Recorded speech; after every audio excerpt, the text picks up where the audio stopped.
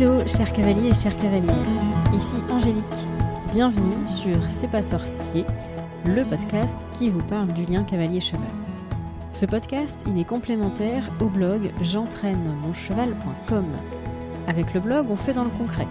On a les deux pieds dans la carrière ou les deux fesses sur le dos de son cheval. Alors qu'avec le podcast, au contraire, on prend de la hauteur et on s'inspire. Ensemble, nous allons interviewer des personnalités ou des experts équestres et j'espère que nous trouverons des clés ou en tout cas des axes de réflexion sur le lien qui unit un cavalier à son cheval. Et bien sûr tout ça, c'est dans l'unique but que nous progressions nous-mêmes avec le lien qui nous unit à nos chevaux. J'avais hésité entre vous parler matériel et communication pour ce premier épisode, mais en fait vous avez raison, parler communication ça fera davantage sens.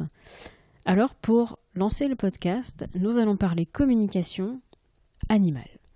C'est un sujet qui est plutôt controversé. En fait, la communication déjà à la base, c'est un vaste sujet. Il suffit de se balader dans les rayons des librairies pour se dire que le sujet est déjà compliqué entre humains, alors que pourtant nous partageons un même langage, un même vocabulaire. Mais il y a des choses qui sont difficiles à appréhender. Les émotions de l'autre, le ressenti qu'il va avoir, le vécu qu'il a eu, et aussi ce qu'il va interpréter de notre message. Vous connaissez peut-être ces chiffres d'ailleurs. La communication, c'est 55% de comportement non verbal, 38% qui est lié plutôt à la voix, et 7% qui est lié au vocabulaire. Alors ça me fait rire quand je dis ça, parce que je me dis qu'avec le podcast, je me tire quand même une balle dans le pied. Mais bon, c'est pas grave. Alors finalement, je me dis que par la communication, beaucoup de choses échappent à la rationalisation qu'on essaye d'en faire. Du côté des animaux, je pense que chacun d'entre nous peut partager une histoire où il a compris le message que son chien, son chat, son cheval a voulu lui faire passer. C'est bien la preuve qu'il y a eu communication, puisqu'il y a eu transmission d'un message, mais aussi sa compréhension. Et dans d'autres domaines, on a découvert par exemple il y a quelques mois qu'à l'instar du film Avatar, les arbres, eux aussi, sont capables d'échanger des informations entre eux. Non avec un langage, mais pourtant, il y a bien eu communication. Alors, malgré nos technologies, malgré les progrès scientifiques de notre ère, peut-être nous reste-t-il encore des choses que nous ignorons et que nous devons découvrir. C'est avec cette humilité et cette ouverture d'esprit que nous allons explorer la communication animale. Pour cet épisode du podcast, j'accueille Aline. Dans sa vie normale, entre guillemets, Aline est fonctionnaire et travaille dans la petite enfance. Elle est cavalière, elle a un cheval, elle a une jument même, elle a un lapin, un chat et un chien. Et elle pratique la communication animale. Elle met son talent au service des autres. C'est comme ça que je l'ai rencontrée, lorsque j'ai souhaité moi-même faire une communication animale avec Cantade. Alors, j'étais vraiment pas convaincue quand je l'ai appelée. Pourtant, il faut dire que j'ai été bluffée par tout ce qu'elle a pu me raconter. J'en ai fait un article sur le blog. Je remettrai le lien dans la description de l'épisode si vous êtes curieux. Mais bien plus que le résultat de la communication, j'ai eu un vrai coup de cœur pour la personne. Et c'est pour ça que je lui ai demandé si elle pouvait parler de communication animale. Je tiens à m'excuser auprès d'Aline et auprès de vous. J'avais enregistré l'épisode il y a quelque temps déjà, mais j'ai perdu un disque dur dans mon déménagement. Alors heureusement, Aline a eu la gentillesse de vouloir réenregistrer l'interview. Donc je suis un boulet, je m'excuse, j'apprends, mais je suis ravie néanmoins qu'on ait refait cette interview parce qu'elle est juste magique. Alors il est temps de lancer l'épisode C'est pas sorcier de communiquer avec Aline. C'est parti pour la communication animale. Bonjour Aline. Bonjour Angélique. Merci de m'accueillir chez toi, c'est super gentil pour avec l'épisode. Plaisir. Alors, il faut savoir quand même qu'Aline m'a accueillie avec un petit gâteau au chocolat et du thé. Et trois animaux. Et trois animaux. Et ça, moi, j'ai trouvé ça trop chou. Alors, on a avec nous Croc le lapin, Mosca le chien et le chat, je ne me rappelle plus. Et Tchouka. Et Tchouka le chat. Salut. Bah oui, on parle de vous. Hein. Donc, du coup, Aline est experte en communication animale. Oh, experte, c'est gentil. Enfin, je fais de la communication animale. Ok. On dit communicante animale, communicatrice animale. Moi, je dis que je fais de la communication animale. Après, oui, il y en a qui disent plutôt communicatrice. Communicatrice animale. Ok. Pour moi, j'appelle plutôt ça la communication animale. Pour moi, c'est un outil. Qu'est-ce que c'est en fait? Parce qu'il y a plein de gens qui ne visualisent pas très bien ce qu'on peut mettre derrière cette notion. Est-ce que tu peux nous éclairer? Alors, c'est vrai que ça peut paraître quelque chose d'abstrait et d'un peu bizarre, même totalement bizarre de pouvoir parler aux animaux. Pour moi, c'est un outil. C'est-à-dire que c'est une communication qu'on va avoir avec le cœur, avec l'animal. Et un lien qu'on va créer dans un état un peu de méditation. On appelle ça une vibration en mode alpha, si je ne me trompe pas. J'avoue que moi je fais ça assez spontanément, donc je réfléchis plus à toutes les aux bases. Mais du coup, c'est vraiment un outil qui va nous permettre de comprendre l'animal dans son intégrité, voilà, au niveau physique, au niveau émotionnel, au niveau qu'est-ce qu'il a envie, ce qu'il n'a pas envie. Voilà, avoir une vision d'ensemble sur l'animal, et c'est lui qui nous raconte un peu son histoire. D'accord, mais comment ça marche? Parce que tu parlais d'onde alpha, ça me parle pas trop moi personnellement. Ça veut dire quoi en gros, que tu reçois des images, des sensations, des sons? Alors du coup, moi je reçois beaucoup de paroles dans ma tête, donc c'est facile. Donc c'est comme si les animaux me parlaient, que je les entendais, comme si on se passait un coup de téléphone, ou comme si ils me parlaient, comme là on se parle, D'accord. toi et moi. Après, je peux recevoir des images, je peux recevoir des sensations, surtout quand ils ont des douleurs. Voilà, un cheval qui va avoir de l'arthrose, je vais peut-être ressentir des picotements au niveau de mes genoux, au niveau des chevilles, au niveau des poignets. Un chat qui va avoir mal à la gorge, je vais ressentir la gorge qui gratte ou la gorge qui se noue. Voilà, on ressent un petit peu les sensations de l'animal. Alors, comment ça se passe? Il faut déjà couper le mental. C'est-à-dire qu'il faut vraiment être connecté avec son cœur. D'accord. Et vraiment comme si on créait un lien de notre cœur à celui de l'animal pour pouvoir avoir une correspondance avec lui et se mettre sur la même fréquence. C'est-à-dire que nous, les humains, j'espère que je ne dis pas de bêtises, on est en vibration bêta, avec aussi tout ce qui est mental. Et quand on se reconnecte aux fréquences alpha, là, on va pouvoir communiquer avec le monde animal. D'accord. Bon, c'est encore un petit peu abstrait pour moi, mais en tout cas, je comprends qu'il y a quand même deux notions de les humains, ça marche comme ça, et les animaux comme ça. Et en fait, toi, tu as la capacité de switcher de l'un à l'autre. Alors, tout le monde a la capacité de switcher. Donc, quand on est enfant, on est plus un peu en mode alpha aussi. D'accord. Donc, on peut entendre les animaux, on peut les comprendre. On lie beaucoup ça à l'imagination. Mais en fait, tout le monde a cette capacité de pouvoir communiquer avec les animaux. Sauf que cette communication, cette capacité, on la perd en grandissant par nos croyances que les animaux ne parlent pas, que les animaux n'ont pas d'émotions. On la perd aussi en communiquant avec les gens directement par les téléphones, l'ordinateur. On a vraiment développé plein d'autres moyens de communication que celui-là, il n'est pas forcément utilisé. Donc du coup, on le perd petit à petit. Et on peut vraiment se reconnecter à cette façon de communiquer par le biais de la méditation. C'est vraiment, il faut qu'on soit ancré, qu'on soit vraiment présent dans le moment et qu'on se coupe un peu de notre mental qui va nous dire oui, mais peut-être que ceci, oui, mais peut-être que cela, oui, mais regarde, peut-être que le cheval, il a mal au pied parce qu'il a une cloche, ou plein de choses comme ça que le mental va faire des liens, alors qu'il n'y a pas forcément de lien à faire. Du coup, notre cœur, il va être vraiment sur ce qu'on ressent. D'accord, ok. Et comment tu t'en es rendu compte, toi, du coup, que tu pouvais parler aux animaux, et comment ça t'est venu l'idée de te dire je vais faire de la communication animale? Comment tu t'en es rendu compte? Je connaissais pas du tout la communication animale. J'ai eu mon chat, il y avait pas mal de choses qui se passaient avec elle, mais je me suis dit quand on a un animal, on a un lien particulier qui se crée avec lui.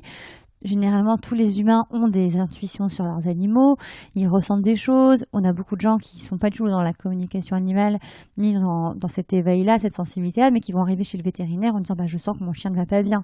Donc, on a quand même un lien assez fort entre l'homme et son animal. Moi, je m'en suis rendu compte un peu plus quand j'ai eu ma jument, parce que ma jument a beaucoup de caractère. Et tout le monde me disait oui, mais il faut faire comme ci, il faut pas faire comme ça. Et moi, j'étais pas très bonne cavalière. Ça, c'était compliqué pour moi de me dire qu'est-ce que je dois faire? Est-ce que je dois écouter les autres pour être une meilleure cavalière, ou est-ce que je dois aussi écouter ma jument parce qu'elle m'envoie des signaux de peur? Et j'ai écouté ma jument. J'ai d'abord essayé d'écouter les humains parce que on veut se conformer à un idéal. Et après, je me suis dit que leur technique ne fonctionnait pas et que le message de ma jument était beaucoup plus important. Et du coup, j'ai pris conscience qu'elle avait vraiment peur des choses, que c'était compliqué pour elle. Et du coup, au fur et à mesure, on s'est de mieux en mieux comprise. Et du coup, j'ai pu mettre en place des choses pour l'aider à gérer son stress, à gérer le mien aussi, parce que du coup, ça faisait un peu effet boule de neige. Et voilà. Et du coup, on m'a parlé de la communication animale, mais j'étais un peu sceptique. Et je me suis dit, j'aimerais bien voir ce que c'est, découvrir. Mais j'avais pas vraiment de raison. Donc ma jument a trouvé la bonne raison, elle s'est mise à boiter. Et donc du coup, j'ai appelé quelqu'un qui m'a fait une séance en m'expliquant ce qu'elle avait. Et après, elle a plus boité. Donc je pense que ma jument a eu l'intelligence ou... Voilà, je sais pas trop. Elle m'a mis sur ce chemin-là. Ouais, ok. Et du coup, ça m'a permis vraiment après de me dire, ok, ça existe. C'est peut-être ce que je ressens et c'est ce que j'ai envie de faire. Et du coup, après, j'ai été me former pour vérifier un petit peu si tous mes ressentis étaient justes. Et de là, je me suis rendu compte que je communiquais avec les animaux depuis que j'étais petite. Je parlais, et beaucoup d'enfants le font. Je parlais à mon chien, je racontais mes histoires au chien. Je ressentais le chien qui avait des émotions pas forcément toujours agréables. On avait une jument dans notre rue. Et une fois, elle était avec d'autres copines, une fois, elle était toute seule. Quand elle était toute seule, je sentais vraiment son chagrin. J'allais la consoler en lui disant qu'elle retrouverait bientôt ses copines. Voilà. Après, je sentais aussi beaucoup l'ennui des animaux.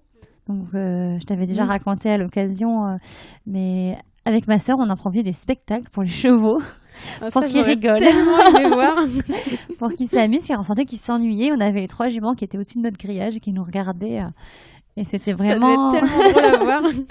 Et c'est là où je me suis dit, il y a peut-être quelque chose qui nous échappe quand on est adulte, et même quand on est enfant, et qu'on ressent des émotions, on ne cherche pas à savoir ce que c'est, mais du coup, on va répondre et réagir à ça. Et donc, nous, quand on était petite, on a réagi en faisant des spectacles. Et en grandissant, je me dis, en fait, oui, il y a plein de choses qui me disent, mais là, tu percevais les choses.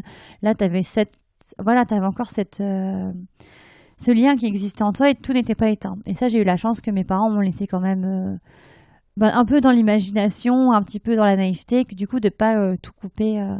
Et du coup, c'est quelque chose qui peut se réapprendre parce que tu as dit que tu t'étais formée. Oui. Ce qui signifie du coup qu'il y a des écoles, en fait, qui apprennent ce genre de choses. Tu as un diplôme, du coup ? C'est diplômant cette formation ou pas du tout, je n'ai même pas eu de certificat. Voilà. Donc c'était vraiment plus un moment d'échange. On a travaillé sur l'ancrage, sur l'ouverture de cœur, comment recevoir un message, et après on a travaillé sur aussi couper le mental. D'accord. Donc mais quand même des choses à apprendre. Tu vois, ça me surprend entre guillemets. Enfin, surprend, c'est peut-être pas le bon terme, mais en tout cas ça m'éveille en me disant qu'il y a quand même des écoles où tu peux apprendre ça. Je pensais vraiment que c'était un don et que ça se travaillait entre guillemets dans son coin. Donc je trouve ça chouette en fait qu'il y ait, tu vois, des choses où tu peux apprendre comme ça des nouvelles techniques pour les gens qui le veulent, qui ont déjà un petit talent. C'est chouette de se dire qu'ils peuvent. En fait, la communication animale, c'est un outil. Et comme tous les outils, un outil ou une technique, et ça s'apprend. Notre autre outil qui parasite la communication animale, c'est le mental. Donc en fait, le plus gros travail dans la communication animale, c'est de gérer son mental et après de se faire confiance. Parce que oui, c'est pas évident, on ressent des choses, on n'ose pas les dire aux gens parce qu'on va se dire mais qu'est-ce qu'ils vont penser de moi ? Est-ce que c'est la bonne raison ? Est-ce que j'ai raison ? Parce qu'en fait, c'est ça aussi, on a aussi la pression du regard de l'autre. C'est qui celle-là qui arrive, qui va nous dire ce que notre chien raconte, enfin qu'est-ce qu'elle pense savoir ? Du coup, des fois, on s'autorise pas à dire les choses, ou du coup, on s'autorise même pas à les ressentir. Voilà, c'est vraiment couper son mental, être vraiment sur de l'ouverture de cœur et essayer de se faire confiance. Parce que le doute, c'est le doute et le mental, je pense que c'est les pires choses en communication animale. Dans beaucoup de choses dans la vie, à mon avis. Ça n'aide pas, hein, ça c'est clair. Mais surtout quand tu pratiques une pratique qu'on peut qualifier parfois de bizarre. D'ailleurs, comment tu le vis, cette pratique un peu bizarre ? Parce qu'il y a des gens, tu vois clairement, qui sont vraiment sceptiques, voire même hostiles. Est-ce que ça t'est déjà arrivé de les rencontrer, de les croiser, tu vois, dans des écuries, par exemple si jamais tu fais une com avec quelqu'un, est-ce que ces gens-là sont dérangés par toi et t'en parlent ? Alors, je pense que les gens qui n'y croient pas du tout, ils peuvent ne pas m'appeler. Après, il y en a qui m'appellent en me disant qu'ils ont envie de faire l'expérience, mais qui n'y croient pas. Donc moi, je leur dis que c'est pas un problème, que moi, je vais leur partager mon expérience, mon ressenti, ma façon de vivre les choses, et qu'après, ils prennent ce qu'ils ont envie de prendre. Je suis pas là pour imposer mes idées, que peut-être ce que je vais leur dire, ça fera du chemin, que dans 1 semaine, ça fera tilt, peut-être dans 3 semaines, dans 3 mois, ou peut-être jamais. Mais ils auront fait l'expérience et après, ils en feront ce qu'ils veulent. La communication animale, pour moi, c'est pas c'est pas un gourou. On n'impose pas des choses aux gens. On partage un ressenti sur un animal à un moment présent. Et après, les gens, ils font leur chemin avec. C'est vrai, tu vois, moi, je partage mon expérience. Le jour où je t'ai appelé, Alors, je Oui. n'y croyais pas trop. Je m'en rappelle. Clairement, je me disais, ça sent quand même... Enfin, c'est hyper bizarre quand tu t'es pas ouvert à ça. Clairement, c'est tellement différent qu'en fait, tu trouves ça étrange. Je pense qu'il faut le vivre pour le croire. Et après, si on n'y croit pas, c'est son choix et il n'y a pas de souci pour moi, quoi. Mais en fait, tu vois, c'est vrai, comme tu le disais, moi, ma question, en fait, j'avais à la fois peur en me disant, est-ce que je suis un bon propriétaire ? J'avais à la fois hyper envie de savoir que Cantat pouvait parler avec moi. En même temps, je me disais, est-ce que je suis pas en train de me faire avoir ? Parce que, tu vois, t'as quand même un côté... Oui. Il y a un échange d'argent. Hein. Oui, clairement. Par rapport à d'autres tarifs, c'est quand même quelque chose de raisonnable. Et en même temps, tu dis, c'est surtout que je vais me taper la honte parce qu'il y a quelqu'un qui va me juger, en fait. Tu vois, moi, je crois faire du mieux que je peux et en même temps, c'est peut-être pas du tout aligné avec ce que mon cheval a besoin. Alors, du coup, moi, quand j'interviens, je rebondis sur la notion de jugement. Je juge pas les gens et je juge pas l'animal. Moi, dans ce que je perçois dans la communication animale, c'est que je suis juste une interprète qui va venir vous répondre à vos questions car vous parlez pas forcément la même langue, entre guillemets. Et je sais que les humains sont des humains avec des émotions, un vécu, qu'ils ont des réactions qui sont liées à tout ça et que les animaux sont des animaux avec aussi leurs histoires, leurs réactions d'animaux. Et du coup, on est quand même dans deux mondes différents, on cohabite ensemble et du coup, oui, il y a des incompréhensions, oui, il y a des réajustements, mais je pense que si les gens viennent en faisant une communication animale, c'est qu'ils ont envie de mieux se comprendre et d'avancer ensemble de façon plus harmonieuse. Moi, je dis toujours aux gens, voilà, je suis pas là pour vous critiquer, je suis là pour vous donner des outils que votre cheval ou votre chien ou votre chat va mettre à disposition. Et du coup, vous allez pouvoir réfléchir ensemble ou tout seul après avec ces éléments pour voir comment vous pouvez faire évoluer les choses positivement pour vous et pour l'animal. Alors, je prends un exemple, du coup, tu m'avais partagé une fois que j'avais fait voyager Cantat le ventre vide et moi j'avais trouvé ça dingue parce que je me suis dit déjà comment elle le sait il était 5h du matin dans les écuries, j'étais toute seule, donc si c'est pas Cantat qui te l'a dit, là chapeau, tu es un très bon enquêteur, peut-être qu'il faut que tu réorientes ta carrière. Ah non, j'enquête pas du tout, je n'ai pas le temps pour ça. Et en même temps je me suis dit oui Angers, c'est vrai que là t'avais pas pris le temps de faire un fil à fin pour ton cheval, t'es un peu partie comme une sauvage. Et donc, voilà, très concrètement, Cantat m'ayant dit qu'il a eu faim, j'ai pris une demi-heure de plus la fois suivante pour prendre le temps de lui donner un fil à fin. Enfin, ça peut vraiment être des tout petits ajustements, des petits détails, tout bêtes. Et l'animal n'est pas dans le jugement.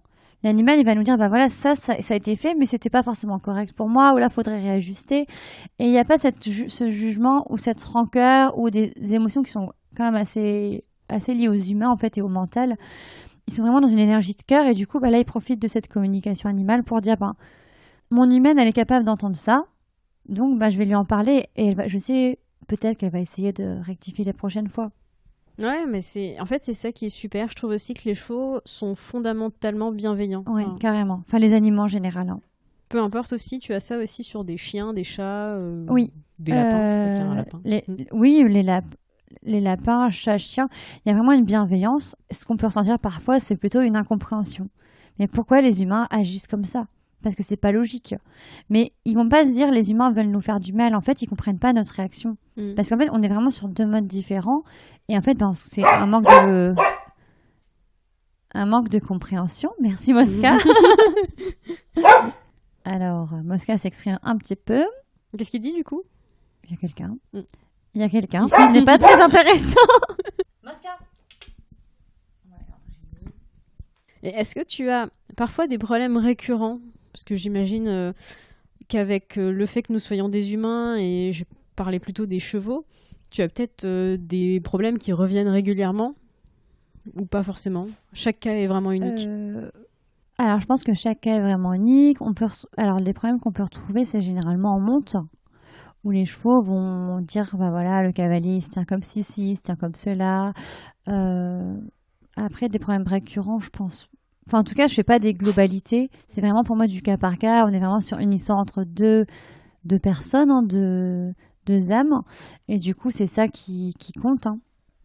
Donc, je réfléchis, mais je vois pas trop. Non, écoute, tant mieux. Hein. Oui, puis sinon, ça serait un peu routinier, donc je m'amuserais moins. Et est-ce que tu as déjà vécu des exemples, par exemple, de réconciliation forte, où après une com animale, tu as eu des échos, que ça s'était vraiment arrangé, que l'incompréhension avait été levée ? Tu as des belles histoires comme ça? Alors, j'ai une belle histoire d'une fille qui ne croyait pas du tout à la communication animale, donc je lui fais un petit clin d'œil. Si elle écoute, elle reconnaîtra son histoire.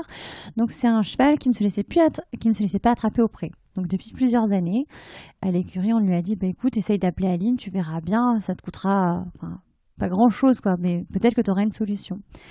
Donc j'ai fait la communication avec le cheval et là le cheval m'explique qu'en fait il veut pas rentrer, elle se laisser attraper parce que du coup quand on se laisse attraper, on retourne dans l'écurie. Dans l'écurie il y a beaucoup de poussière et du coup il a énormément mal au niveau des naseaux. Il a une gêne au niveau respiratoire, il est très sensible au niveau des naseaux et de la poussière et qui préfère rester dehors. Donc du coup, j'ai expliqué avec son humaine, je dis là ce que vous pouvez faire, c'est que j'ai expliqué que vous allez l'accrocher à un endroit qui sera quand même plus aéré dans l'écurie, pas forcément dans le fond du couloir parce qu'il y avait un box à l'époque dans le fond du couloir.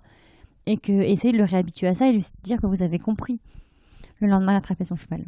C'est juste fou, quoi. Mais c'était trop bien car le cheval, il avait été compris. Oui, il avait un message à faire passer, il a réussi à le faire passer et du coup... ça a mis plusieurs années et l'humaine était vraiment... Aline, elle pouvait pas savoir qu'il y avait un problème au niveau de sensibilité des naseaux, quoi. Oh, mais il y a plein de choses. Moi, j'ai plein d'exemples. Du coup, c'est la troisième communication qu'on a fait. Et avant d'enregistrer l'épisode, on en a refait une où Cantad a quand même dit à Aline que je revenais dans 3 dodos. Ce qui est vrai, je suis en déplacement. Et je reviens effectivement dans 3 dodos. Donc, ça nous a quand même valu un sacré fou rire. J'avais bien dit à Cantad avant de partir que j'avais exactement dit ça. Je reviens dans 3 dodos et il a très bien compris. Donc c'est quand même bluffant tout ce que les animaux arrivent à faire passer comme message. En tout cas, quand on arrive à les entendre, je trouve que ça donne des résultats.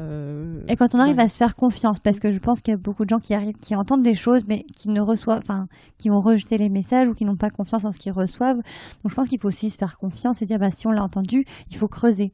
Et au pire, tu m'aurais dit non, pas dans 3 dodos, dans 5. Voilà, mais après, je pense que c'est le climat de confiance qu'on va instaurer aussi avec l'humain qui est important pour échanger du coup de ce que l'animal raconte. Et à contrario, est-ce que tu as déjà eu des cas, entre guillemets, de divorce où les deux s'entendent pas, ils peuvent pas s'entendre parce qu'on peut pas forcément s'entendre avec tout le monde. Est-ce que ça t'arrive aussi, ce genre de cas? Oui, alors, je vais prendre une histoire qui est peut-être pas la moins triste. Du coup, c'était une cavalière qui avait acheté un cheval et qui voulait faire de l'obstacle. Sauf que le cheval, en fait, ne supportait pas l'idée de sauter. En fait, dès qu'il sautait, il avait cet aspect d'être dans le vide, d'être en l'air. Et en fait, ça lui remémorait un souvenir de lui quand il était petit poulain, où il avait dû se bagarrer sûrement avec un autre copain. Et du coup, il avait été envoyé c'était un peu envolé vers des fils barbelés. Et du coup, ça lui rappelait un mauvais souvenir. Et du coup, il voulait pas s'envoler. Parce que je pense il a vraiment associé ça à un traumatisme. Et du coup, il voulait vraiment rester très terre à terre. Et ce cheval voulait vraiment plus travailler du dressage. Mais il voulait pas de choses aériennes, entre guillemets. Donc du coup, la fille, qui voulait vraiment plus faire de l'équitation obstacle, a pris le choix de revendre le cheval et de lui trouver quelqu'un qui voulait faire la même discipline que lui. Et du coup, parfois, vendre son cheval, c'est une bonne solution aussi. Alors, c'est vrai que on ne vend pas forcément son chien, ni son chat, ni son lapin, mais que les chevaux, on va peut-être plutôt partager des moments de vie avec eux. Après, j'aime bien la particularité avec les chats parce qu'ils sont assez libres. Et entre guillemets, le chat, s'il veut quitter notre maison, il pourra quitter notre maison. C'est vrai qu'on récupère plus facilement des chats qui sont déjà adultes, qui viennent de notre saison. Moi, j'ai récupéré mon chat, il y avait 1 an et demi dans la rue, il était tout maigre. Il avait eu sa vie aussi. Donc je me dis, on fait des rencontres, pas à n'importe quel moment dans notre vie. Il n'y a pas de hasard avec les animaux. Et je pense que les chevaux, ils sont là pour nous apprendre la vie aussi un petit peu, pour nous épauler dans une partie de notre vie. Donc ça peut être une vie longue ou alors une partie de notre vie. Voilà, je pense qu'il n'y a pas de règle. C'est du cas par cas. Tu avais fait une analogie avec des amis. Que les amis, ils viennent dans notre vie. Et que parfois, on a des amis que pour quelques mois, quelques années. Qu'on est toujours heureux de les recroiser, mais qu'en soi, c'était plus des amis d'une période, en fait. Oui, et je pense que les animaux, alors c'est vrai que leur vie, elle dure moins longtemps, et puis il y a ce côté très familial où on peut faire aussi un rapprochement avec la famille. Voilà, c'est vraiment notre famille. Mais le cheval, je pense aussi que ça peut être un compagnon de vie et qu'on partage une tranche de vie avec lui. C'est rare qu'on ait un poulain jusqu'à son dernier jour. Généralement, les chevaux ont soit un peu d'expérience avant, soit après. Voilà. Et après, c'est du cas par cas et c'est pourquoi on veut un cheval dans notre vie, qu'est-ce qu'on veut partager avec lui, qu'est-ce qu'on peut partager avec lui. Voilà. Je pense que chacun a sa vision des choses, que tout se respecte et qu'après... Comme dans la vie, quoi. Chacun fait à sa sauce. Chacun fait de son mieux. Chacun fait de son voilà. mieux. Oui, je pense que c'est...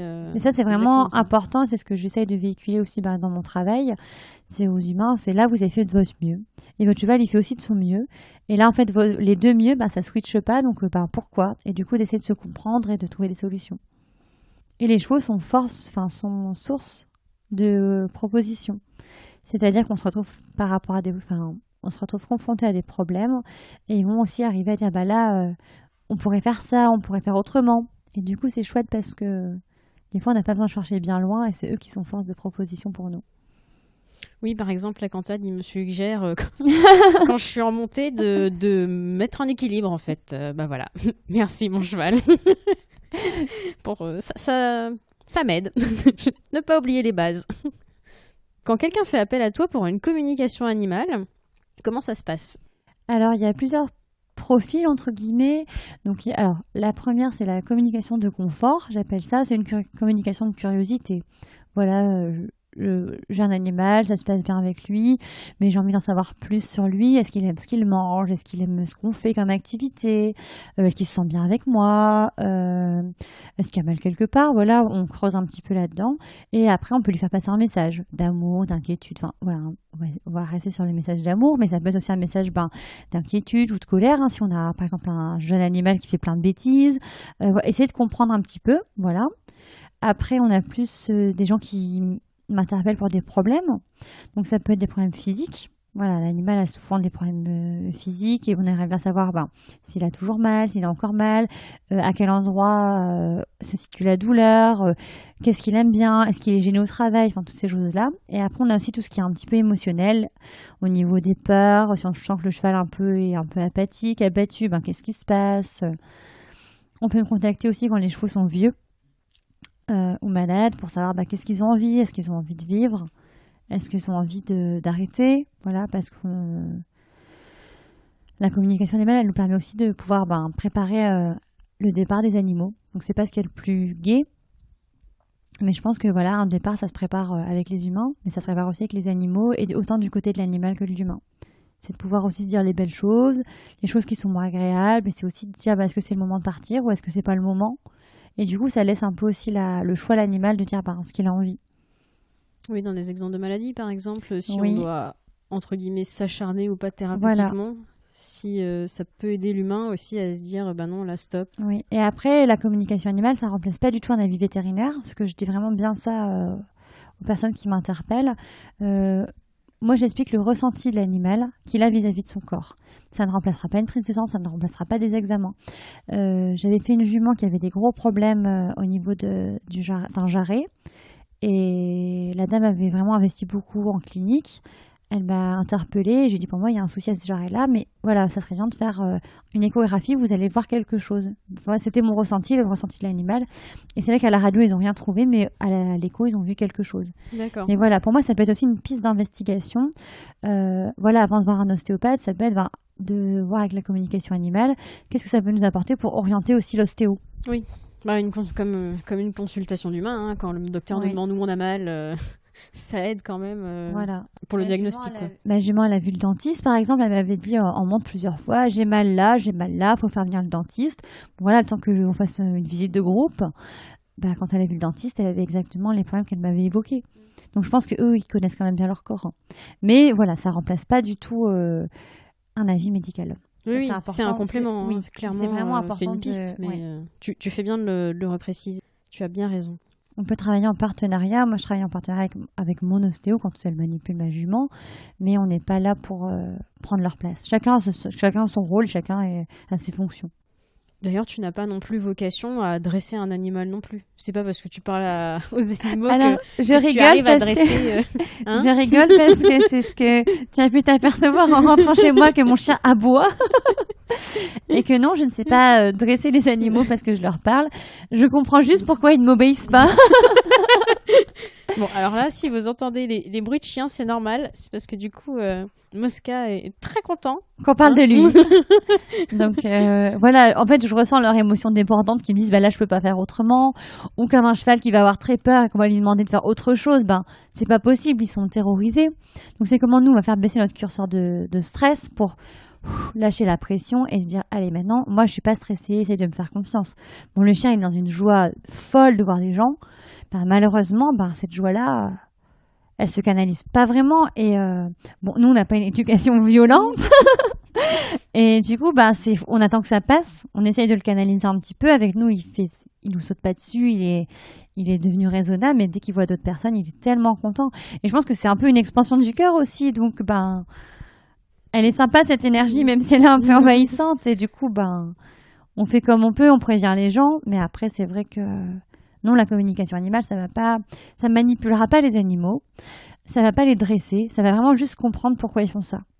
Après, donc, quelqu'un qui vient te voir en disant j'ai un problème avec mon lapin qui fait pipi à côté de la litière, tu pourras rien pour lui en gros. Alors on pourra peut-être rien pour lui, mais on pourra peut-être comprendre pourquoi il fait dans la litière.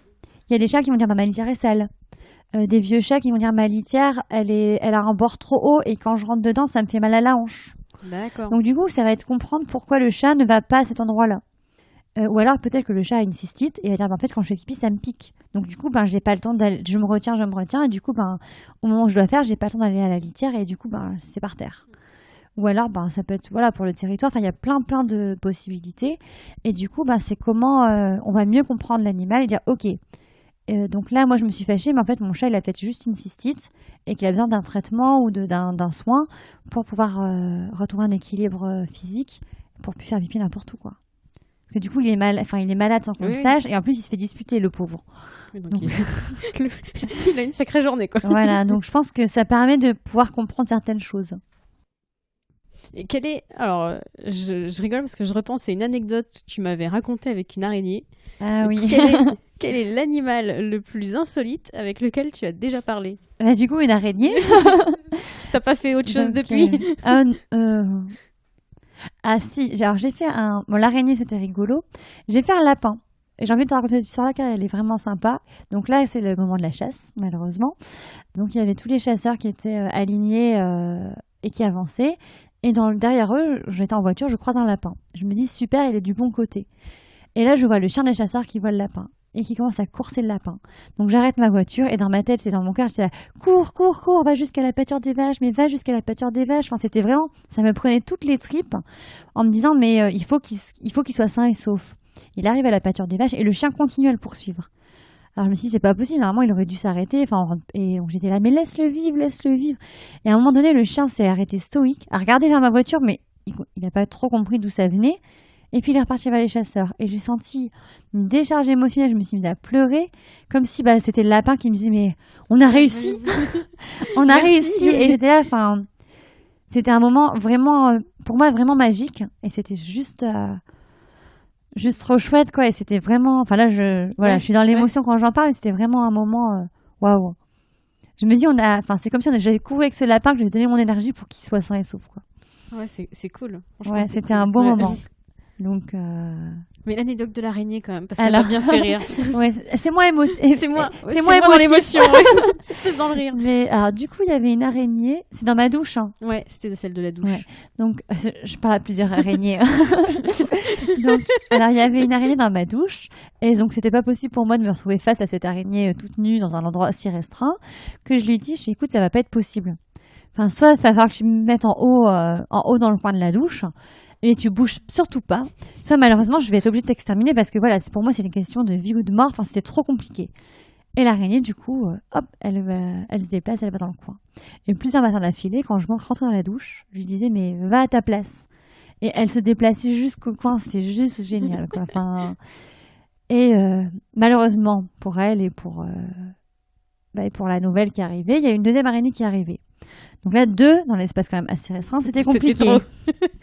Donc je dis à l'araignée, je dis écoute, c'est pas possible. Voilà, ici il y a des règles.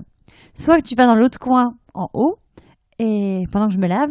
Sinon, moi je suis désolée, j'ai des instincts meurtrières avec les araignées. C'est vraiment compliqué pour moi d'être là aussi près de vous toute nue. Donc du coup, voilà, je t'écrabouillerai ou je ferai quelque chose pas forcément logique, mais sur la défense. Donc, il faut que tu te mettes en haut. Donc, l'araignée, ma copine, comme d'habitude, va à sa place. Et l'autre, elle a fait un petit peu La rebelle, quoi. la revancharde. Donc, du coup, voilà, je lui ai pas laissé de chance, malheureusement. Mais l'autre était contente. Comme si, oui, elle allait pas venir sur notre territoire. Et du coup, je me suis dit, les araignées sont territoriales. Ça, c'est drôle quand même. Ouais. La prochaine fois, si j'ai une araignée chez moi, je vais essayer de lui dire d'être visuellement hors de mon champ, tu vois. En fait, j'ai tendance à les tuer. C'est nul, ce que je veux dire, mais j'aime pas les araignées non plus. Donc, je me dis, à chaque fois, je leur pose pas de questions. Je les tue. Peut-être que je devrais d'abord leur parler pour leur dire de se cacher quand j'arrive. Moi, c'est que je les laisse vivre maintenant que j'ai connu plus. Mais que vraiment, dans la douche, quand ça bouge, c'est vraiment ma limite. Donc là, c'est pas possible. Alors, je devrais vraiment travailler là-dessus. J'en ai eu une qui était obéissante, mais qui, après, nous a quittés. Mais ça peut arriver comme quoi. C'est drôle quand même d'avoir une copine araignée. Moi, je trouve ça mais surtout que moi, je suis quand même assez phobique des araignées. J'adore. Quel est l'animal le plus gros auquel tu as parlé? Est-ce que, par exemple, tu parles à des éléphants ou des baleines ou des animaux sauvages? J'ai jamais fait baleine, mais on m'a dit que baleine, c'était une super belle vibration. Alors, le plus gros, les chevaux, c'est quand même gros. Les vaches. Ça marche aussi, les vaches? Ça marche aussi. Après, j'ai jamais fait les animaux dans des zoos. Voilà, parce que déjà, je fréquente pas les zoos. Et que généralement, dans des conditions, est-ce qu'ils sont heureux ou pas? En fait, je vais communiquer vraiment avec les animaux qu'on me demande. D'accord. Je vais pas aller me mêler des histoires qui me regardent pas, entre guillemets. Même dans une écurie, s'il y a un cheval qui est pas bien et qui va me dire oh ça va pas, ça va pas. Enfin, déjà je vais essayer de me concentrer que sur les animaux pour lesquels je viens. Et si ça va pas, je vais dire mais écoute, moi tant que ton humain ne m'a pas sollicité ou ne sollicite pas quelqu'un d'autre, on peut rien faire pour toi. Il faut que tu trouves des moyens par toi-même pour lui faire comprendre que ça va pas, jusqu'au moment où il contactera une personne. Ça peut être communication animale, ça peut être shiatsu, ça peut être ostéo, ça peut être, voilà. Il y a vraiment des branches variées au niveau de l'animal pour qu'on puisse comprendre son mal-être. Mais du coup, toi, ça t'arrive régulièrement quand même de te faire interpeller comme ça par des chevaux ou des animaux? Non, parce que je pense que je coupe vraiment. D'accord. En fait, sinon, t'es fatigué et tu te prends trop de charge émotionnelle. Je pense que moi, je suis dans ma bulle et que je communique avec les animaux que j'ai décidé. Et c'est un entraînement que tu as réussi à faire ou... Alors, moi, j'ai eu de la chance, comme je te disais tout à l'heure, que j'ai su le faire depuis petite et ça s'est vraiment... Je pense que ça s'est jamais vraiment éteint. Ça a toujours été entretenu, ce lien, même si ça paraissait bizarre. Moi, je travaille avec les enfants aussi, donc je suis beaucoup dans l'imagination. Enfin, je pense que ce côté un peu créatif, imaginaire, c'est resté grâce aussi un petit peu à tout ça. Mais oui, ceux qui veulent apprendre, c'est un entraînement. C'est un entraînement déjà, comme je te disais, d'être ancré, d'être présent, de couper vraiment son mental et après d'aller parler avec les animaux. Et après, pour moi, une règle qui est importante, c'est qu'on va pas parler des animaux qui on nous interpelle pas, parce que les animaux peuvent me dire ah super, elle va m'aider, sauf que derrière on fera rien. Donc c'est quand même frustrant si pour eux ils vont nous déballer leurs problèmes et du coup on pourra rien mettre en place. Donc il faut quand même qu'il y ait une démarche avec leurs humains et on évite aussi la curiosité malsaine, c'est-à-dire que moi quand je vais parler avec les animaux, le but c'est qu'on ait des informations pour comprendre des choses. Des fois ils ont envie de raconter des choses sur Pierre-Paul Jacques, on n'est pas là pour faire un jugement des histoires, on est là vraiment pour faire aussi des choses constructives et c'est respecter aussi leur passé et les gens qui les ont qui s'en sont occupés aussi auparavant, parce que souvent on peut retrouver ça avec des chevaux comme on en parlait tout à l'heure qui ont été revendus. Et on peut avoir des fois des conflits avec les anciennes propriétaires. Oui, mais elle faisait pas comme si, elle faisait pas. Et en fait, on se rend compte que l'animal, il aimait très bien cette humaine. Et du coup, il aime bien tout le monde. Donc, on n'est pas obligé de créer, nous, une animosité au niveau des humains d'avant. Oui, je comprends. Ils t'en parlent comme ça souvent, spontanément, de leur passé, des autres humains qu'ils ont eu dans leur vie? Il y en a, oui. Alors, ce qui est chouette, c'est quand les chevaux parlent de leurs éleveurs et qu'on sent des éleveurs géniaux, des humains en or. J'ai fait aussi des chevaux de course, donc il y a des chevaux de course qui sont plus des chevaux de course aujourd'hui, du coup qui sont devenus des chevaux de propriétaires. Il y a des chevaux de course qui ont eu vraiment, on voit que l'écurie dans lesquelles ils ont travaillé ou se sont entraînés, c'était vraiment une bonne ambiance, des gens qui étaient bienveillants. Alors peut-être qu'il y avait un rythme soutenu, que c'était quand même dur, mais eux ça leur plaisait, ils étaient là pour ça et ça leur a vraiment apporté aussi de la joie. Il faut dire qu'ils sont quand même en grand nombre de chevaux, c'est quand même aussi un peu ce qui est naturel. Et d'autres, par contre, qui ont vraiment vécu les choses très difficilement, quoi. Donc, c'est drôle que tu dises que les chevaux de course peuvent aimer ça, parce que l'image qu'on s'en fait, c'est quand même un milieu assez dur et une image assez négative en fin de compte. Donc, se dire que tu as des retours positifs aussi de chevaux. Il y a des chevaux qui aiment. Alors, qui trouvent du plaisir dans l'adrénaline de courir ensemble, parce que voilà, on n'est pas forcément que dans de la maltraitance. Je pense qu'il y a des petites écuries qui font ça sûrement très bien. Et c'est que la dernière jument que j'ai faite, elle a pas évoqué de cravache, elle a pas évoqué de maltraitance, elle a évoqué plus une envie de gagne en fait, et du coup une énergie qui se transmet à l'animal. Et voilà, enfin moi je me rappelle, j'avais fait une jument. Si tu dis, on s'imagine pas que les chevaux aiment bien faire de la course.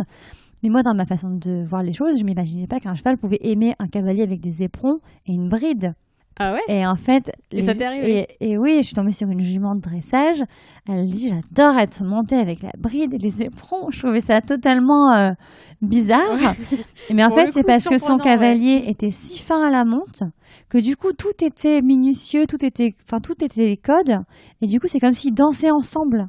Et j'ai eu l'occasion de les voir à deux et j'étais là genre waouh, mais je comprends maintenant pourquoi tu dis ça. Enfin, Elle adorait être placée en bride avec les éperons. Ouais, bah tu vois, c'est hyper marrant parce que ça veut dire que finalement, à eux deux, ils ont atteint une com si géniale que, ouais, comme tu dis, ils ont réussi à danser. Ils dansent ensemble. Pour de vrai. Enfin, c'est le but du dressage, mais eux, en tout cas, ils ont réussi. Et du coup, la bride et les éperons étant le moyen d'y arriver, bah, elle aime bien ça. Comme n'importe qui, comme un sportif pourrait aimer les abdos, par exemple. Il y a des chevaux qui aiment travailler, gainer, être gainés parce qu'ils sentent que ça leur fait du bien. Il y a des autres chevaux qui vont tout mettre en place pour faire semblant de gainer parce que ça fait mal et on n'a pas envie de gainer les abdos. Comme nous, il y en a qui vont tricher, il y en a qui sont sportifs. Hein. Chacun va trouver son plaisir. Je suis encore sur le cul de l'histoire de la bride, alors waouh, je suis vraiment bluffée.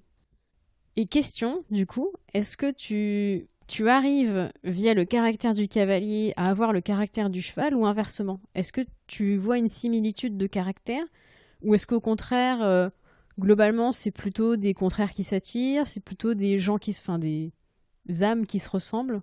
Alors, je vais jamais chercher le caractère du cavalier puisque moi, je parle toujours à l'animal. Donc, en fait, je vais découvrir le cavalier parce que l'animal veut bien m'en décrire. Je pense que c'est des âmes qui se complètent.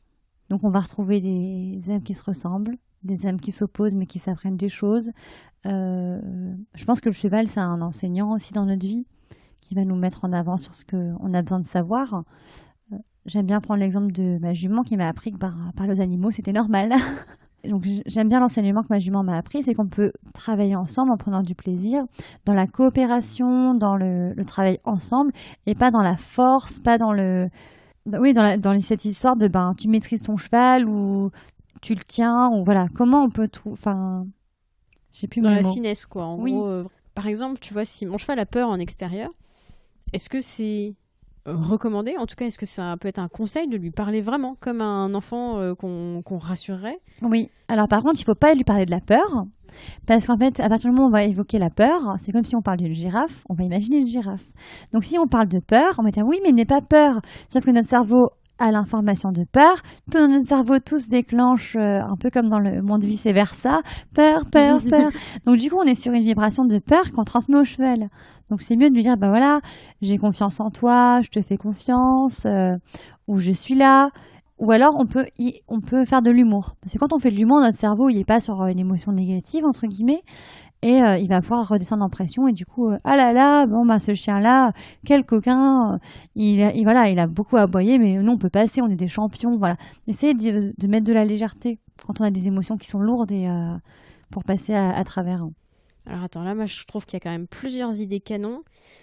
Ça veut dire que nous, en tant qu'humains, et même les chevaux, c'est pareil, il faut qu'on fasse attention au vocabulaire qu'on utilise. Oui, ça c'est très important parce qu'en fait, les mots sont des vibrations qui se répercutent du coup sur l'animal.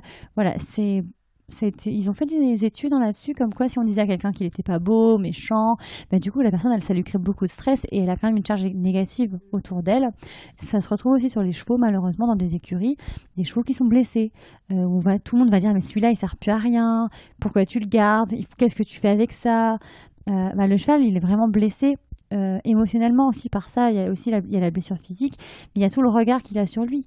Un cheval qui va être super au travail, qui va toujours se dire il est beau, il est canon, qu'est-ce qu'il travaille bien, il n'y a qu'à le regarder, comment il va se montrer, comment il va être démonstratif. Donc et c'est l'intention en fait qu'il y a derrière. Ils comprennent pas forcément le mot en lui-même, mais l'intention. Oui, l'intention portée un peu. positive ou Ouais. négative. Et c'est pour ça que si votre cheval il rencontre quelque chose de difficile, il faut le protéger et dire bah oui, mais peut-être que ce que les gens ils disent c'est pas gentil. Mais nous on s'en fiche et moi je t'aime et voilà et le rassurer aussi. D'accord. Donc, du coup, je me dis, il faut faire bien attention au vocabulaire qu'on utilise. Et il faut, du coup, en jouer. Comme on Oui. fait attention à ce vocabulaire-là, soit on joue de l'humour, comme tu disais, soit on joue de la protection. Mais en tout cas, pas évoquer, pas reprendre la terminologie négative. Toujours Non. essayer de mettre ça de manière constructive et positive. Et pas mettre une étiquette à l'animal parce qu'on va dire. Je reprends un exemple que j'avais croisé, c'était mais ce cheval c'est un petit con, c'est un petit con. Et moi je l'observais travailler, et il faisait n'importe quoi, il dit bah oui mais je suis un petit con. Donc il fallait qu'il réponde à cette appellation. Donc il faisait en fait ce qu'on lui avait demandé, de jouer au petit con. Ah ouais. Ah bah oui, Donc, du coup, en fait, c'est hyper logique quelque part. En fait c'est comme avec les enfants. Donc en fait un cheval qu'on va dire qu'il a peur, on va dire ah mais c'est une trouillarde, elle a toujours peur. Et, voilà. Et en fait on va l'entretenir dans ce rôle-là. Et moi ma jument était très peureuse au début, maintenant je l'appelle ma petite championne. On n'est pas des championnes au niveau équitation. Mais c'est Oui, ma du petite coup, championne. Et du coup, quand elle fait un truc cool, je fais ah, t'es ma petite championne, on était championne. Et du coup, on sent l'énergie qui monte et qui est intense entre nous deux et on est contente. Et du coup, dans la joie, on se dit qu'on a passé un truc qui était qu'on a fait un effort, entre guillemets, de passer sa peur de à elle. courage, Ouais. et du coup, ça récompense. Alors, à contrario, alors là, je vise plutôt la jante féminine, parce que c'est rare qu'un homme dise ça, mais toutes les filles qui appellent leur cheval mon bébé, par exemple, quelque part, il faut pas le faire, parce qu'il y a un côté infantilisant du cheval, et du coup, il va se comporter comme un bébé. Alors oui, ça arrive quand même souvent que même s'ils font 500 kilos et qu'ils ont 12-15 ans, on leur dit ah c'est mon bébé, mon bébé. Et du coup on dit mais je comprends pas, il se comporte comme un bébé. Et le cheval me dit bah oui mais je suis un bébé. Donc du coup oui on les quantifie aussi. Mais c'est pareil pour les chiens aussi. Enfin je trouve dans ce cas tu vois c'est un. Maintenant on dit que c'est un grand. Ouais. Bon on n'a pas tous les comportements de grand mais on essaye qu'il ait plus des comportements de bébé. Enfin en tout cas on essaye de miser sur les comportements de grand. Sinon, on les garde bébés longtemps, quoi. Oui. Donc peut-être finalement que les défauts qu'on n'aime pas chez eux, par exemple de la peur, mine de rien, on les entretient en fait nous-mêmes en les appelant mon peureux. Faut peut-être que je dise à Cantate qu'il est courageux, qu'il est solide. Que c'est un cheval de montagne. C'est un cheval de montagne et qu'il aime bien les cailloux. C'est pas grave les cailloux. Là, je me note le truc. J'ai pas mal de gens qui ont des soucis à aller en extérieur, ou en tout cas des chevaux qui sont vraiment contents et qui peuvent devenir un petit peu ingérables en extérieur. Est-ce que toi, du coup, via la communication, tu peux déjà rassurer ou le cheval ou le cavalier? Est-ce qu'il y a une petite méthode, des petites astuces? Déjà, c'est important, si on veut aller en extérieur, d'en avoir vraiment envie. Pourquoi on veut y aller? Qu'est-ce que ça va nous apporter? Si c'est pour faire une balade et avoir la trouille, être accroché aux rênes du cheval, à s'attendre qu'il fasse un écart ou à faire demi-tour, il n'y a pas de plaisir. L'idée de l'extérieur, c'est quand même d'avoir du plaisir. Donc je pense que c'est déjà savoir pourquoi on veut le faire. Si on a vraiment envie de le faire, si on veut le faire pour faire comme tout le monde, et si on a confiance en nous et en notre cheval. Parce que si on n'a pas confiance ni en nous ni en notre cheval, la balade, elle sera caduque. Sauf si on a vraiment un cheval routinier qui a l'habitude. Mais notre cheval a besoin d'avoir quand même des fois quelqu'un qui le guide et quelqu'un qui le rassure. Donc quelqu'un qui a vraiment une présence et qui soit là. Si on est en balade avec un cheval tout seul et qu'à côté de ça on est au téléphone et qu'on n'est pas avec notre cheval, il peut se sentir un peu tout seul à devoir tout gérer, l'environnement, tout ce qui se passe. Donc ça peut être une grosse source de stress pour lui. D'accord. Ça va vraiment dépendre du cheval et nous aussi notre émotionnel. Oui, donc au final, le cheval, il le sent. Et Oui. si nous, on n'est pas bien dans nos baskets, lui non plus, il le sera pas en fait. Non, puis je pense que c'est important la qualité de présence avec lui. Alors oui, quand on va en balade, on est souvent avec des copines ou des copains et qu'on discute un peu. Mais il y a des moments où ils ont besoin aussi qu'on soit présent avec eux. Du coup, c'est la même chose pour les concours. J'imagine un cavalier qui est stressé avant son parcours. Le cheval, en fait, il le sent aussi. Oui, alors après, pour les concours, il y a aussi de l'excitation positive avec l'adrénaline. Mais oui, si le cavalier il est tout contracté, tout ready, qu'il laisse pas son cheval aller, ça n'ira pas. Après, je pense que sur les concours, c'est un temps quand même plus court. Le cheval a quand même l'habitude, c'est entraîné pour ça. Donc, entre guillemets, il va prendre aussi son plaisir tout seul. Il peut aider le cavalier à se détendre. En balade, on est quand même sur un effort. C'est un effort d'être courageux. On est quand même sur un effort de longue durée. Avec plein de possibilités qui peuvent arriver dans l'environnement. Un chien qui peut arriver, un vélo, même des voitures, des vaches. Et des bruits que nous-mêmes, on n'entend pas, quoi. Pied à terre pour toi? C'est ok en balade si ça peut aider Pour moi, c'est important parce qu'à partir du moment où l'humain est disjoncté et envahi par la peur du cheval, on n'arrive à plus à rien.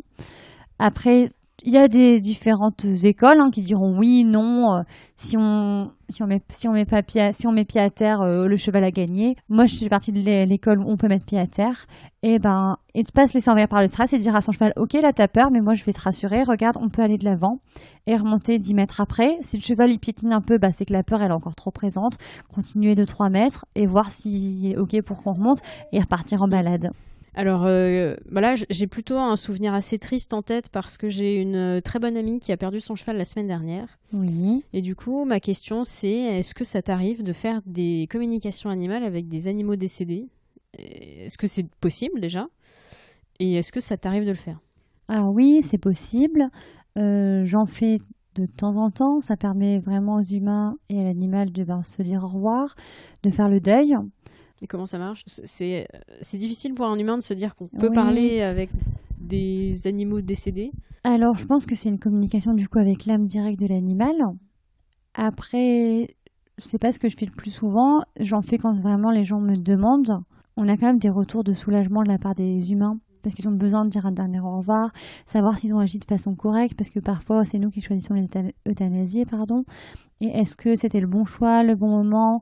Des fois, on a quand même beaucoup de culpabilité par rapport au fait s'il y avait un accident, si on n'était pas là quand l'animal est mort. Et du coup, ça permet aussi de décristalliser un petit peu toute cette notion autour de la mort de l'animal et de pouvoir laisser partir l'animal en paix, quoi. Disons que c'est pas ce que tu préfères faire, mais ça peut aider. Quand ça peut aider, tu le fais. Voilà, quand ça peut aider parfois les gens. Par contre, c'est pas ce que je préfère parce que j'aime bien travailler avec les animaux et les humains vivants. Parce que du coup, en plus, il y a plein de possibilités qui peuvent arriver par la suite. Donc ça, c'est chouette. D'amélioration, de suivi. Tu as du suivi d'ailleurs ? Les gens font régulièrement appel à toi au final ? Alors, il y en a qui vont avoir des communications régulières, d'autres pas du tout, d'autres qui peuvent peut-être me prendre puis après prendre quelqu'un d'autre. Voilà, moi, j'encourage les gens à faire comme ils ont envie. Et il n'y a pas de règle en communication animale. Genre, d'ici à un moment donné, vous avez envie de refaire une communication animale, voilà, c'est que c'est peut-être le bon moment pour vous. Ça peut être avec moi, ça peut être avec quelqu'un d'autre. Voilà, vraiment, faites-vous confiance. 2 questions avant de finir. Comment on reconnaît un bon communicateur animal ? Alors, ça, je n'en sais rien du tout. C'est pas écrit sur l'annuaire. Je pense qu'il faut se faire confiance, écouter son cœur, trouver une personne qui va vibrer un petit peu pour vous. Voilà, souvent, ça marche par le bouche à oreille. Après, je pense que c'est quelqu'un qui va parler avec son cœur, qui va pas vous imposer des choses, qui vous jugera pas. Donc après, comment savoir si c'est quelqu'un de bon ? Ça résonne soit chez vous, soit ça résonne pas. Je pense que si tout ce qu'il vous dit, c'est pas ok pour vous, à la fin de la consultation, il faut juste pas le prendre et pas se prendre la tête, quoi. Et si des gens veulent découvrir un petit peu plus la communication animale, est-ce que tu aurais des films, des livres à leur conseiller pour qu'ils aillent aussi creuser par eux-mêmes s'ils le souhaitent ? Alors pour moi, il y a une bonne référence, c'est Leila Del Monte. C'est une grande auteure. Okay. Je le mettrai dans la description du podcast. Qui a écrit plein de bouquins sur la communication animale. Maintenant, il y a pas mal de livres sur apprendre la communication animale qui se développent. Donc après, il faut chercher par soi-même et trouver le livre qui nous fait vibrer. Un dernier mot, si je te demande du coup le mot qui pour toi évoque le lien cavalier-cheval, le premier mot qui te vient à l'esprit, ce serait ? Amour, plein d'amour en fait, parce que les animaux, ils résonnent quand même d'amour, quoi. Ça, c'est vraiment chouette. Je pense que c'est le mot de la fin. Écoute, j'aurais pas dit mieux. Finir par ce mot-là, c'est canon. Merci beaucoup, Aline. Avec plaisir. Merci beaucoup, Angélique. Hello à nouveau. C'est la fin de notre épisode C'est pas sorcier de communiquer. J'espère qu'il vous a plu et que vous avez appris quelque chose sur le sujet encore très controversé qu'est la communication animale. Si jamais vous souhaitez vous lancer vous-même dans l'aventure, si vous souhaitez le faire en présentiel, je vous conseille le bouche à oreille. Il y a sûrement des gens dans votre région qui sont très compétents. Si jamais vous voulez contacter Aline, vous pouvez aller sur sa page Facebook Eki Harmonie, E-K-I, plus loin Harmonie. Elle pourra vous le faire à distance. Alors moi, c'est la seule personne que je connais et qui a eu des résultats probants. Donc c'est évidemment une personne que je recommande, mais je pense que ce n'est pas la seule en France. Pour être au courant des nouveaux épisodes du podcast, abonnez-vous à C'est pas sorcier sur la plateforme de votre choix ou à la chaîne YouTube J'entraîne mon cheval, puisque j'y mets aussi les épisodes. Parlez du podcast autour de vous. Si jamais l'idée vous plaît, Eh bien, n'hésitez pas à partager les épisodes sur les réseaux sociaux, à me mettre 5 étoiles sur iTunes ou à me laisser des feedbacks, des commentaires. Moi, ça me file la pêche et puis ça m'aide aussi à progresser pour les prochains épisodes. Si vous souhaitez me contacter, me poser des questions ou me proposer des idées de personnalités équestres à interviewer, rendez-vous sur la page Facebook J'entraîne mon cheval ou sur Instagram @j'entraîne mon cheval. Il ne me reste plus qu'à vous souhaiter une bonne semaine et à bientôt.